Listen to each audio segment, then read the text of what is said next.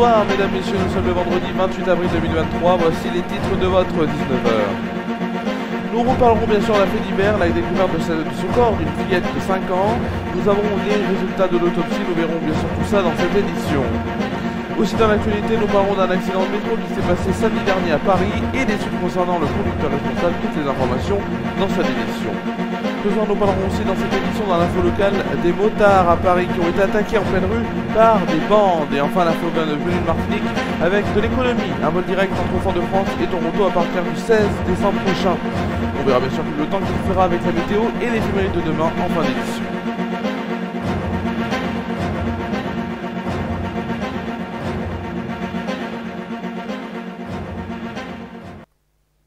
On va commencer cette édition par la petite Rose 5 ans, on en a parlé lors des 2 dernières éditions, qui n'a pas donc été victime de viol. C'est ce que révèlent les premiers résultats de l'autopsie réalisée ce vendredi matin au CHU de Nancy.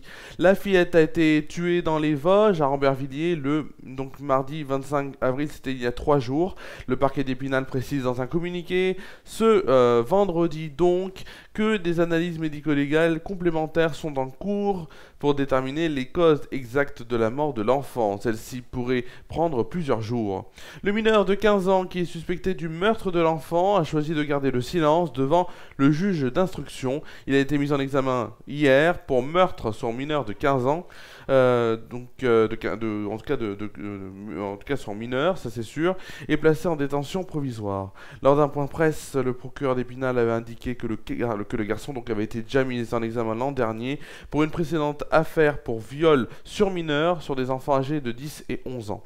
Une marche rose, comme on dit, normalement c'est marche blanche en tout cas, mais là ça s'intitule une marche rose, est organisée demain samedi à 13h dans la commune de Rambervillers à l'initiative de la famille. Les participants sont invités à s'habiller en rose.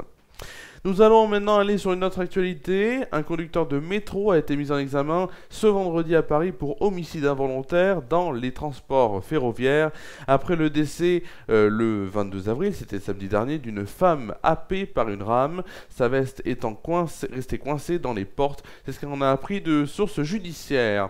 Le parquet avait requis une interdiction de conduire à son encontre, a ajouté cette source, précisant que le chauffeur n'a pas été placé sous contrôle judiciaire.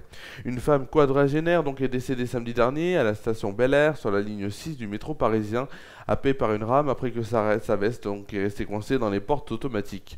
Cette infraction est passible de 5 ans de prison selon le code des transports. Dans la nuit de mercredi à jeudi, un homme et une femme sans abri sont aussi décédés donc après avoir été percutés par une rame de métro à Paris. La suite des investigations aura pour objectif d'analyser l'ensemble des circonstances ayant abouti au décès de la voyageuse. C'est ce qu'a ajouté le ministère public, indiquant que le bureau d'enquête sur les accidents de transport terrestre, le BEA-6TT, avait également ouvert une enquête technique. On va maintenant parler d'une information locale. Depuis quelques semaines, les vols avec violence de motos et de scooters se multiplient à Valence. Mercredi dernier, il y a 2 jours, en moins de 2 heures, 2 conducteurs de 2 roues motorisés ont été attaqués en pleine rue par une bande d'individus. Les violentes agressions, appelées bikejacking, ont été commises au même endroit, à l'intersection du boulevard Churchill et de la rue Verdi, à hauteur des feux tricolores dans le sens sud-nord. Vers 18h30, circulant au guidon de sa moto pour la première affaire et accompagné de son fils adolescent, un homme âgé d'une 40aine d'années a vu surgir une bande composée d'une dizaine de jeunes individus cachés dans les buissons de long du boulevard Churchill, et ils ont contraint le père de famille à stopper sa moto avant de faire tomber le véhicule et de frapper le quadragénaire et son fils. Les individus, visage dissimulé, ont tenté d'arracher le casque du conducteur et un sac à dos. Ils ont finalement pris la fuite avec l'engin dans le quartier de Fontbarlette. 1 heure plus tard, la moto sera retrouvée dans ce quartier des Hauts-de-Valence par les policiers. Suite à cette agression des plus traumatisantes, le père s'est vu pour l'heure délivrer 8 jours d'ITT et 1 jour d'ITT pour son fils. À noter qu'une seconde attaque, on peut dire agression, a eu lieu vers 22h30, toujours le même jour, mercredi dernier. Direction maintenant la Martinique, où donc la Martinique confirme son ouverture vers le Canada. Après le vol Fort-de-France-Montréal, c'est la nouvelle ligne directe Fort-de-France-Toronto qui va voir le jour dès le samedi 16 décembre prochain. Air Canada effectuera donc un vol par semaine entre la Martinique et Toronto à bord d'un Airbus A220 300 de 130 sièges du 16 décembre 2023 au 30 mars 2024. Chaque samedi, l'avion décollera de Toronto à 8h15 et atterrira à l'aéroport Aimé Césaire à 14h35. La durée de ce vol est de 5h20. Puis l'Airbus partira de Fort-de-France dans la foulée à 15h25 et arrivera à Toronto à 20h15. La durée de ce vol est de 5h50. Le prix des billets tournera autour de 1 000 € l'aller-retour. Pour cette première saison, la CMT ambitionne donc la venue de 30 000 visiteurs canadiens. Dans le même temps, Air Canada annonce également l'ajout d'un vol supplémentaire entre Fort-de-France et Montréal à partir du 16 décembre prochain. On passera donc de 4 à 5 vols par semaine entre ces deux destinations. Ce qui veut dire aussi que 2 avions d'Air Canada partiront de Fort-de-France le 16 décembre pour rejoindre Montréal et Toronto. Cela fera un total de 6 vols par semaine entre la Martinique et le Canada. On va tout de suite passer à une rubrique que vous adorez. Et en plus, on approche du week-end, puisque on est même rentré dans le week-end en ce vendredi soir. Tout de suite, c'est la météo.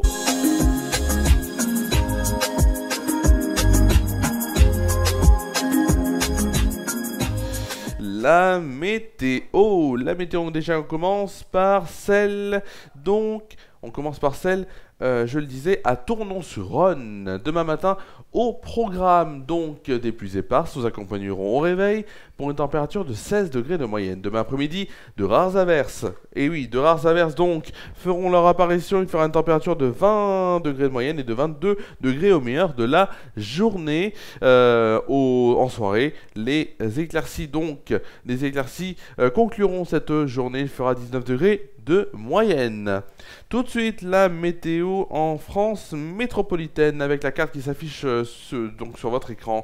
Forte instabilité sur le centre-est en matinée. Les cellules instables arrivent au sud-ouest. Ailleurs, le temps reste sec, mais les nuages sont nombreux. Les températures, il fera donc 10 degrés pour Brest, Rennes, Nantes, Paris, Charleville-Mézières, Bourges. Il fera donc 10 degrés à Brest, Rennes, Nantes, Paris et Charleville-Mézières. 13 degrés à Bourges et Dijon. 14 degrés pour La Rochelle, Montélimar et Montpellier. 15 degrés à Limoges, Lyon, Biarritz, Toulouse, Nice et Ajaccio. 16 degrés pour Perpignan et Marseille. Le plus froid, ce sera pour nos amis lillois avec 8 degrés et à l'inverse où il fera plus chaud, ce sera pour nos amis bordelais avec 17 degrés. Les températures et même le temps pour demain après-midi. Donc, demain après-midi, la dégradation orageuse progresse sur la partie centrale du pays, de l'Aquitaine vers la région Auvergne-Rhône-Alpes, laissant sur la moitié nord et la Méditerranée à l'abri des précipitations. Les températures sont encore douces et on va les voir tout de suite, les températures, avec notamment 16 degrés à Cherbourg, Lille et Biarritz. Il fera donc pour Rouen, Paris et Strasbourg 18 degrés, pour Rennes et Orléans 19 degrés, pour Nantes et Bourges 20 degrés, pour La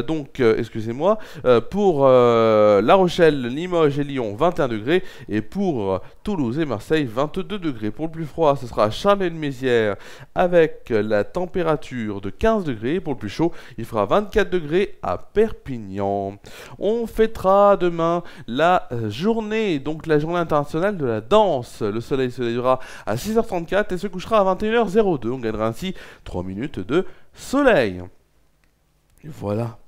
Comme disait Juliette Armanet, c'est la fin. Non, c'est bientôt la fin de cette édition. Juste avant, bien sûr, pour vous dire la suite des programmes sur FRA News. Dimanche, on se retrouvera pour FRA News Foot, le direct spécial multiplex. Donc avec 3 rencontres, Clermont-Reims, Rennes-Angers et 3 Nice. Dès 14h50 en direct sur Facebook Live, donc Facebook des FRA News. FRA News Foot, l'émission hebdomadaire sera là lundi à 19h en inédit sur Facebook et YouTube, et le 19h reviendra mercredi sur Facebook et YouTube, donc en inédit, donc mercredi. On se quitte aussi sur la version studio, bien sûr, que j'ai enregistrée, que j'ai fait écouter. Je vous ai fait écouter ce matin dans la presse libre antenne. C'était la première fois que ça passait. Et là, vous allez entendre la fin de cette version studio qui est sortie aussi à 18h. Donc vous pouvez toujours aller l'écouter. Voilà, c'est la fin de cette édition de la semaine, sur les 3 éditions qu'il y aura eu cette semaine.